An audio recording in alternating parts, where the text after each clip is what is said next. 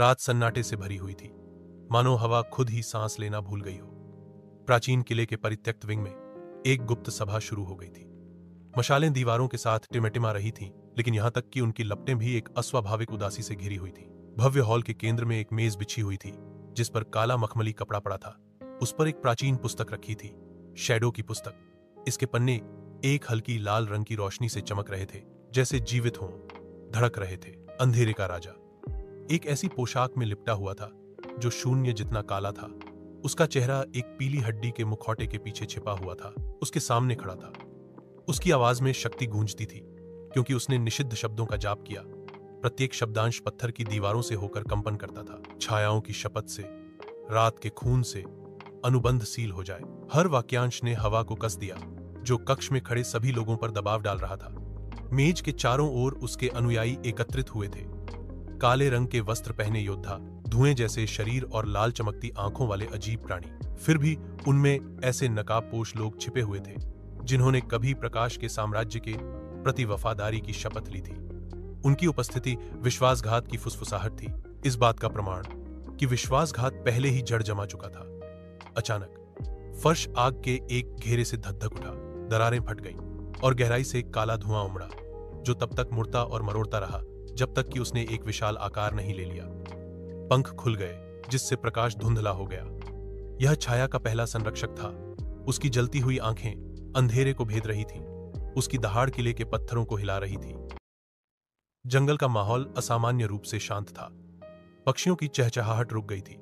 हवा का शोर भी गायब था, जैसे पेड़ खुद अपनी सांस रोककर किसी अदृश्य डर का इंतजार कर रहे हों। राजकुमारी सानिया अंधेरों के किले की ओर देख रही थी, जहां लाल रोशनी अब भी आसमान पर लहरें बना रही थी। अंधेरों का समझौता पूरा हो चुका था और अब हवा में एक भारी बोझ लटक रहा था। सानिया ने कदम पीछे हटाए ही थे कि अचानक जमीन पर एक हल्की सी चमक नमूदार हुई। काई से ढकी मिट्टी पर रहस्यमय निशान रोशन होने लगे। ये निशान किसी प्राचीन भाषा के थे, जो सानिया ने पहले कभी न देखे थे। इनके दरमियान एक बड़ा दायरा बन गया और फिर वो धड़कन की तरह धड़कने लगा। सानिया ने कांपती आवाज में कहा, यह कोई आम निशानी नहीं, यह तो एक चेतावनी है। अचानक वह दायरा चमक उठा और रोशनी के कण आसमान की ओर बिखरने लगे। इन कणों ने घूमते घूमते एक रोशनी का पुंज बनाया। एक रहस्यमय आवाज उसके दिल में गूंजी, जैसे किसी और जहान से आ रही हो। ताज की भूली बेटी, खबरदार, साए जाग चुके हैं। केवल निगहबान की कुंजी ही इस समझौते को तोड़ सकती है। सानिया का दिल तेजी से धड़कने लगा। निगरानी करने वाले की कुंजी, एक ऐसी चीज जिसका जिक्र पुरानी कहानियों में आता था। कुछ लोग कहते थे वह वादी सरगोशिया में छिपी है, और कुछ का यकीन था कि वह पहली रोशनी की जंग में तबाह हो गई थी। लेकिन अब वही कुंजी उसकी एकमात्र उम्मीद थी। उसी लम्हे जंगल कांप उठा। पेड़ों के बीच से काली धुंध उतरने लगी, जो सांपों की तरह जमीन पर रेंग रही थी। इस धुंध में लाल आंखें जलने लगीं और साये की भयानक प्राणी प्रकट हुए।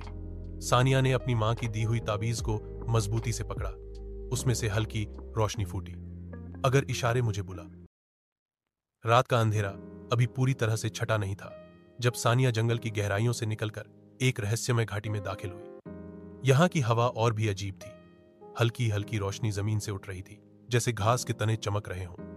हर तरफ धुंध छाई थी और धुंध के अंदर धीमी फुसफुसाहटों की आवाजें गूंज रही थीं। सानिया, सानिया, वह चौंक कर रुक गई।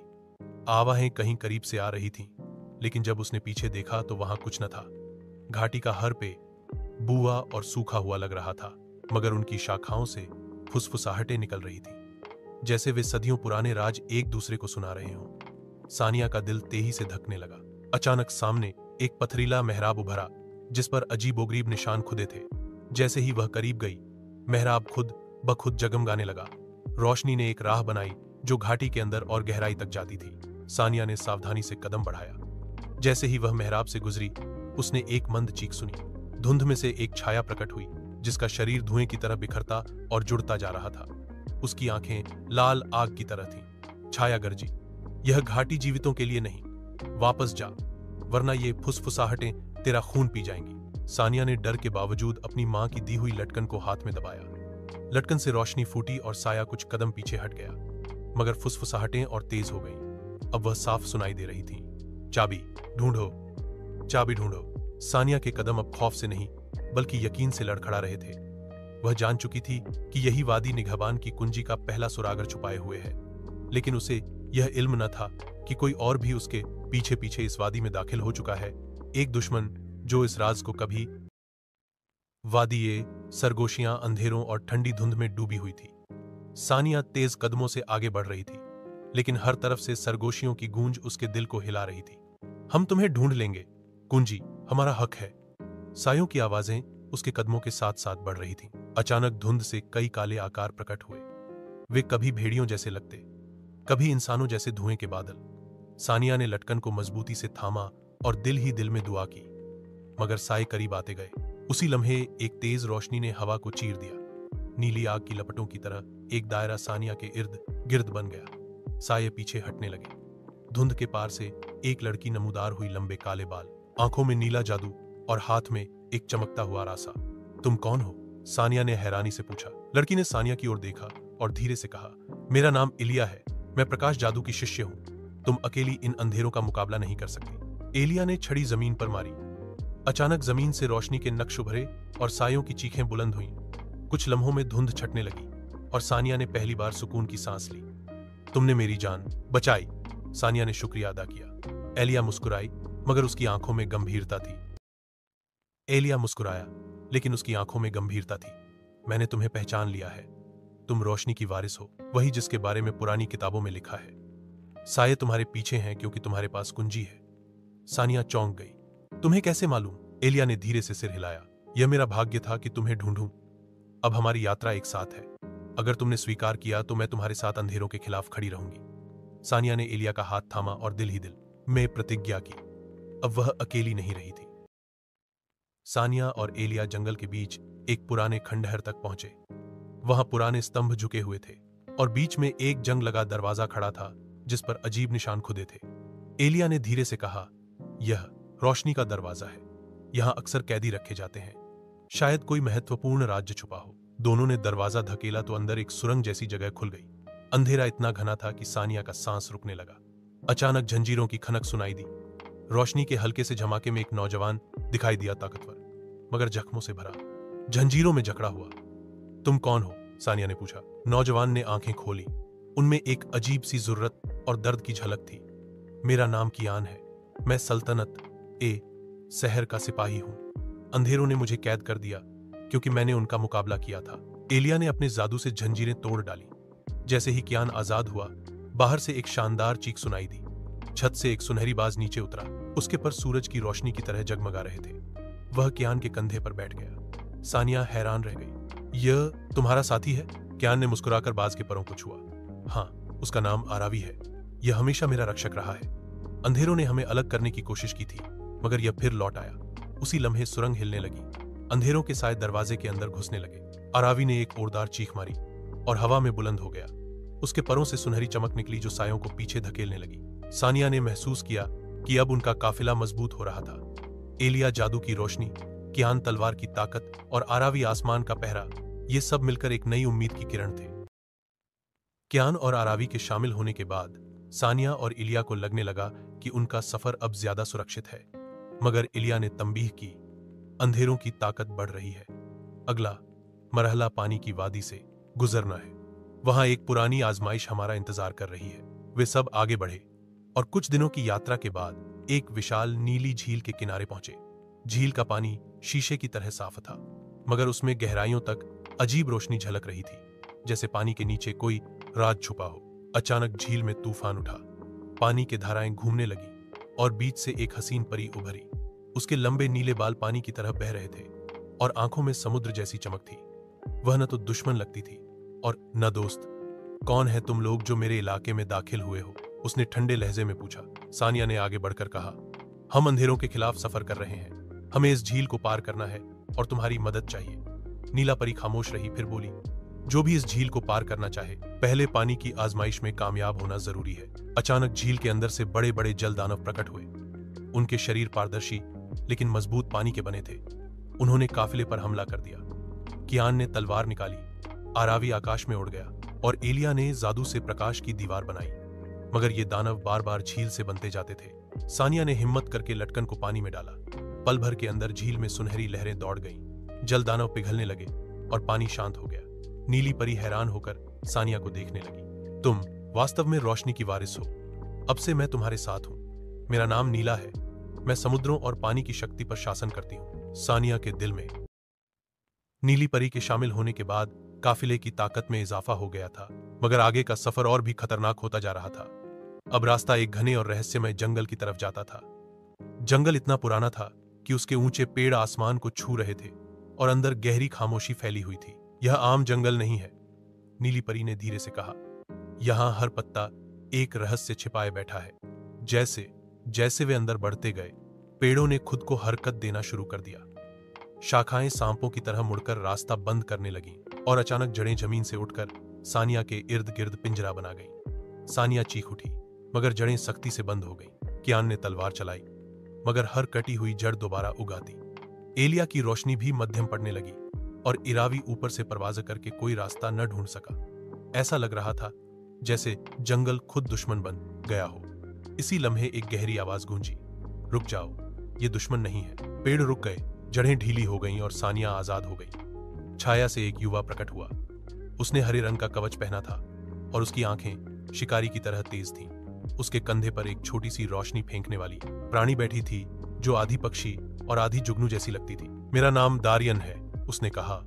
मैं इस जंगल का रक्षक हूं। बरसों से मैं अंधेरों के खिलाफ यहां लड़ रहा हूं और किसी ऐसे काफिले का इंतजार कर रहा था जो सच में ताकतवर हो। सानिया ने उम्मीद भरी मुस्कुराहट के साथ जवाब दिया, अगर तुम हमारे साथ हो जाओ तो हम सब मिलकर अंधेरों को रोक सकते हैं। दारियान ने दरख्त के तने पर हाथ रखा। पूरा जंगल सुकून से सांस लेने लगा। अब से ये जंगल भी तुम्हारे साथ है, नन्ही जगनू जैसी मखलूक ने पर हलाए।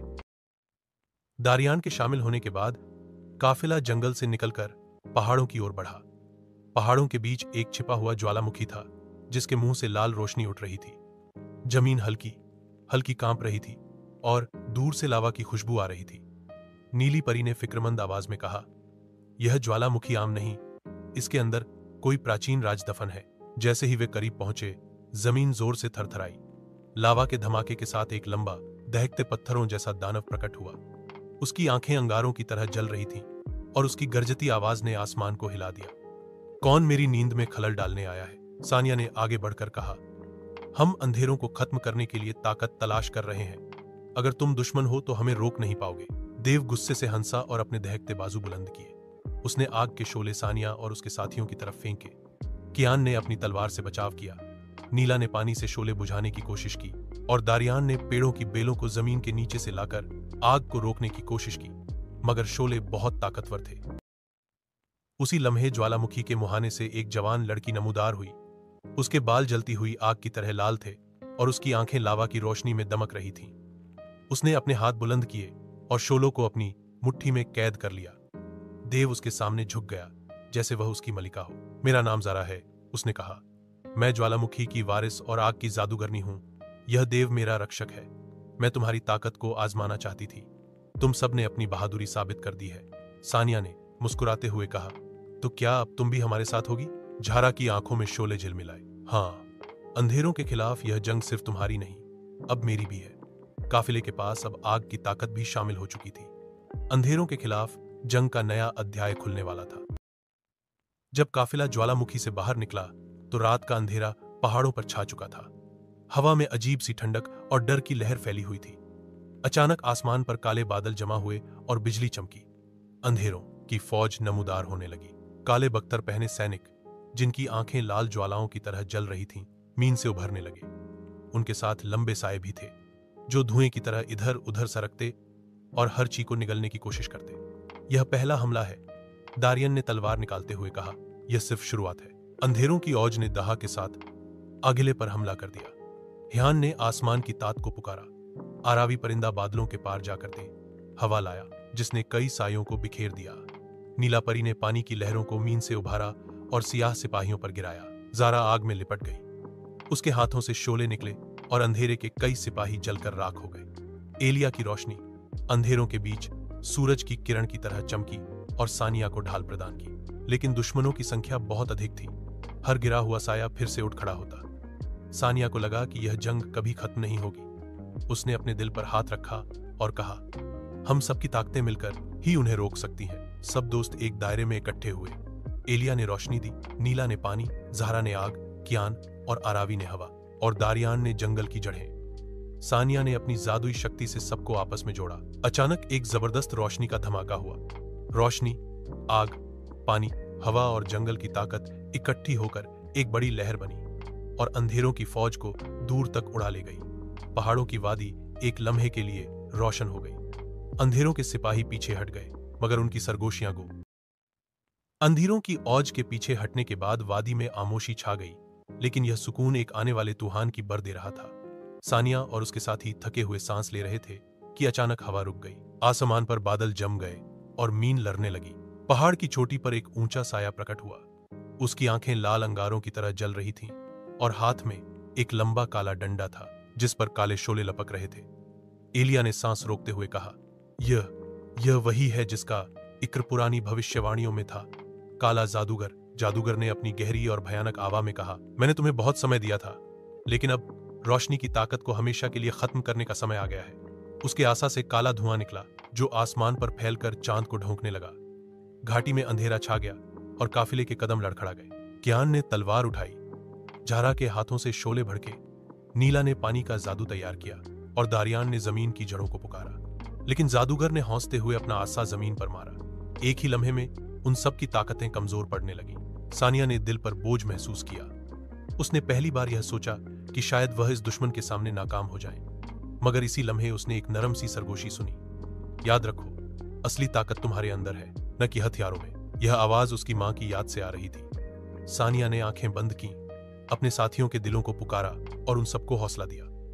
काले जादूगर ने व्यंग्यपूर्ण हंसी के साथ कहा, तुम मेरा मुकाबला नहीं कर सकते राजकुमारी, तुम्हारी किस्मत अंधेरों में डूबी है। लेकिन सानिया ने हिम्मत के साथ जवाब दिया, यह देखना अभी बाकी है कि किसकी किस्मत अंधेरों में डूबी है, तुम्हारी या हमारी।